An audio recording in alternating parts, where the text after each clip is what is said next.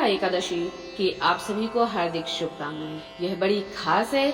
यह सावन कृष्ण पक्ष की कामिका एकादशी है। इस बार की एकादशी बड़ी खास है, इसलिए हम सबको इस एकादशी का व्रत धारण करना चाहिए। इस बार हम 21 जुलाई 2025 को व्रत धारण करेंगे।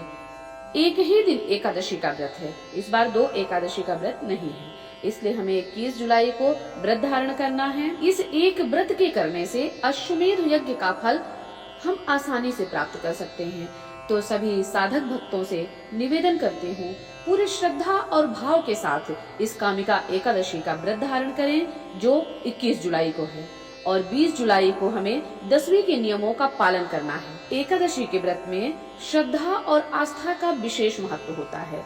वैसे हर व्रत में श्रद्धा और आस्था का महत्व है, परंतु एकादशी के व्रत में विशेष रूप से भगवान को श्रद्धा और आस्था ही चाहिए होता है।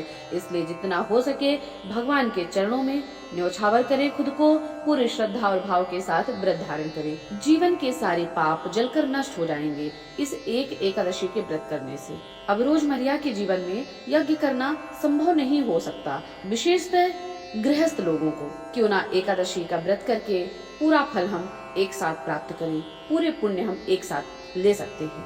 केवल यह एक व्रत पूरे श्रद्धा और भाव से करके फिर जीवन में चमत्कार होगा, और वह चमत्कार हमारे जीवन को जीवंत करा देगा।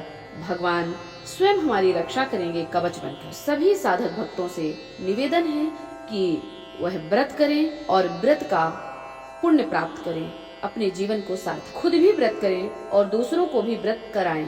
व्रत के दिन पूरे समय भगवत स्मरण में रहें, भगवान का भजन करें, कीर्तन करें और स्मरण करें।